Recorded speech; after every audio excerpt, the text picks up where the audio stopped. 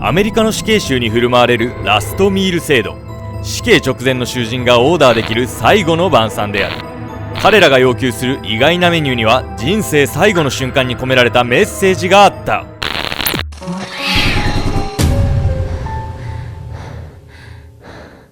い、どうも緑のけんちゃんです。どうもやみやみこです。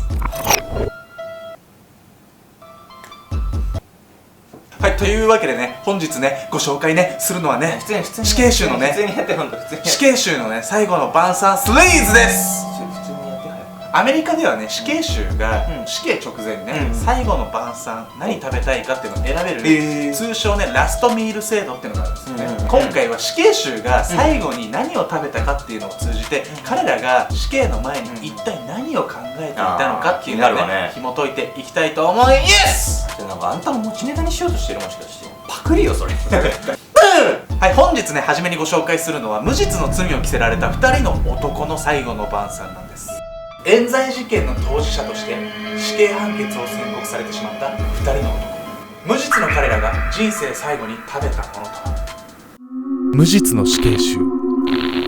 1919年、アメリカマサチューセッツ州で事件は起きました。革靴を作る工場の現金輸送車が何者かによって襲撃される事件が発生したんです。その翌年の1920年4月、前回とは別の製菓工場を5人組のギャングが襲撃。彼らは工場の会計部長とその護衛を殺害し、現金$18,000を強盗したんです。これらの事件の容疑者として捜査線上に浮上したのが、マサチューセッツ州の製菓工場の職人フェルディナント・ニコラ・サッコと魚の行商人バルトメロ読みにくいなバンゼッティ。彼らは事件の翌月にイタリアからアメリカに移住しており、それがきっかけで怪しまれることになったんです。その結果、強盗殺人の容疑で逮捕されてしまったんです。しかし当時の彼らには犯行の証拠がなく、この事件のほとんどの目撃者もこの2人を犯人だと断定できなかったというんです。当然2人は無罪を主張し続けたんですが、どうしてかアメリカ当局は架空の証拠を提示した上に、検事も嘘の目撃者を雇ってまで彼らを犯人に仕立て上げ、強引に起訴してしまったんです。もう全員クソ。なぜサッコとバンゼッティはアメリカでここまで不遇な目に遭ってしまったのでしょうか。その背景には当時のアメリカが抱える社会問題があったんです。それは彼らがイタリア系の移民であり、無政府主義者、いわゆるアナーキストだったことが影響していたんです。労働紛争が熾烈化していた当時のアメリカでは、景気による社会不安をアナーキストのせいにする風潮があったんです。サッコとバンゼッティの2人も労働問題にまつわるデモ集会やストライキに積極的に参加していたことが分かっています。さらには第一次世界大戦の徴兵も拒否していたことから、2人はアメリカに反発する危険分子として当局に事前マークされていたんです。彼らの逮捕はアメリカ当局の言うことを聞こうとしなかったアナーキストたちへの見せしめの一環だったんです。裁判では2人の無罪を証言する人もいたんですが、当局は証人がイタリア人だからという理由で証言を却下してしまうんです。さらに彼らはアメリカを愛していますかなどと刑事事件とはまるで無関係な質問まで受けた挙句、最終的に死刑判決が下ってしまうんです。むちゃくちゃだな。このあまりにも一方的な裁判に対して世界各地から彼らを擁護する猛抗議の声が上がったんです。にもかかわらず、逮捕から7年後の1927年、ザッコとバンゼッティは電気椅子によって処刑されてしまうんです。そして彼らが最後の晩餐としてリクエストしたメニューがこちら。スープ、肉、紅茶、トースト。ある州の統計では死刑囚がよく望む食事としてハンバーガーやステーキが人気だそうなんですが、サッコとバンゼッティのメニューは極めて平凡で質素な内容っすよね。俺だったらもうビッグマック。彼らの死刑執行からちょうど50年が経った1977年、マサチューセッツ州の知事は裁判は不公正であるとして彼らの無実を公表したんです。20世紀初頭のアメリカで当局の偏見と敵意があらわになったこの事件は、アメリカ裁判史上最大の冤罪事件の疑いがあるサッコ・バンゼッティ事件として今なお語り継がれているんです。ケンちゃんこれまでなんか変なものとか食べたことある？めっちゃあるよ。実はね、僕大学生の時早稲田王っていうちょっとゲテモノをね、高速で食べる大会みたいな。何その大会？僕ちょっと2連覇したんですよ。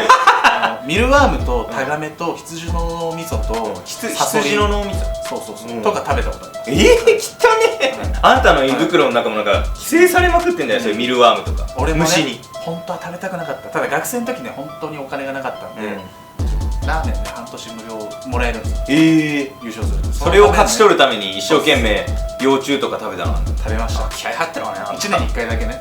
普段は焼きプリンが好き。続いてはですね、刑務所も提供をね拒否するほどの予想外のオーダーが入ってしまったんです。一体その予想外のオーダーとは。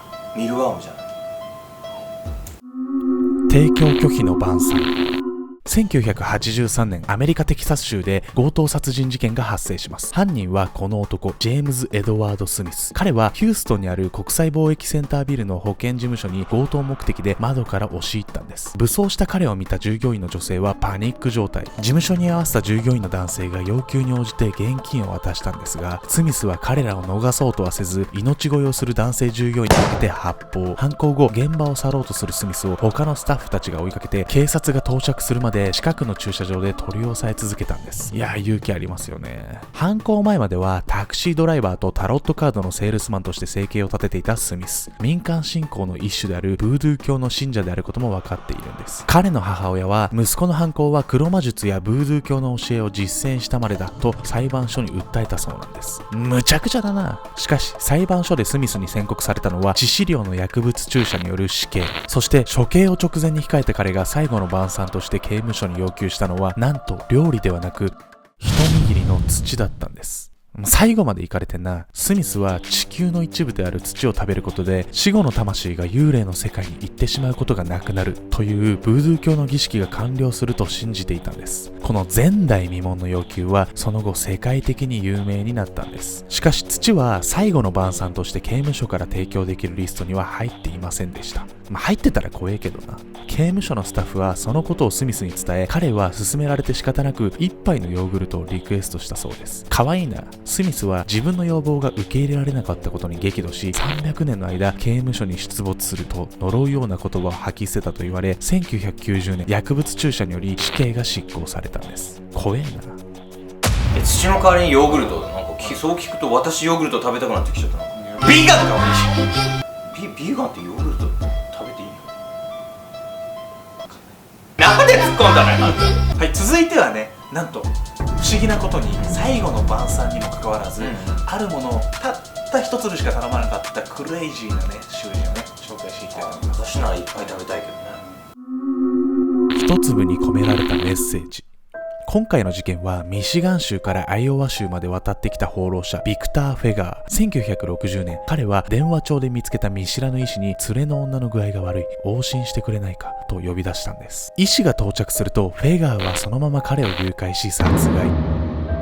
犯行の目的は医師が患者の治療のために所持していた薬を入手するためだったと言われています。アイオワ州の裁判所は1963年、彼に公主刑での死刑を宣告しました。ですが、時を同じくして死刑制度に反対していた人物がいたんです。それが当時アイオワ州の知事を務めていたハロルド・ヒューズ。彼はフェガーへの判決を覆すために思考を巡らせたんです。そしてハロルド知事が出した答えは大統領への直訴。フェガーへのこの厳罰を変えることができる唯一の人間は当時のアメリカ大統領ジョン・ F ・ケネディだけだと考えたんです。ハロルド知事はケネディ大統領に連絡を取り、フェガーの処刑内容を死刑から変えてもらえないかどうか要求します。ケネディ大統領の返答はどうだったのでしょうか。答えはノーだったんです。フェガーの罪はとても残忍だと考え、知事の要求を断ったんです。ハロルド知事の交渉もあえなく死刑執行の時を待つこととなったフェガー。そして迎えた刑執行の直前、彼が最後の晩餐として要求したのは種入りの黒オリーブ一粒だったんです。腹減るわ。なぜ彼は一般的な食事ではなくオリーブ一粒を希望したのでしょうか。生前のフェガーは死後埋葬された自分自身の体からいつかオリーブが芽生え木として育つことを望んでいると看守に話したと言われているんです。凶悪殺人犯であるフェガーが自らの死を目前にしてここまで生や未来に執着した意味とは何だったのでしょうか。新しいオリーブの木がいつか実を結び、その実を後世の人々が食べる未来を希望していたのでしょうか。しかしフェガーの刑執行後、彼の服のポケットからこのオリーブが食べられていない状態で発見されました。なぜフェガーはオリーブを食べなかったのでしょうか。その理由は謎に包まれたままなんです。そしてこのオリーブは彼と共に埋葬されたと言われています。その後アイオワ州では1965年から死刑制度が廃止されています。そう、ビクター・フェガーは最後の死刑囚だったんです。チャンネル登録と高評価よろしくね。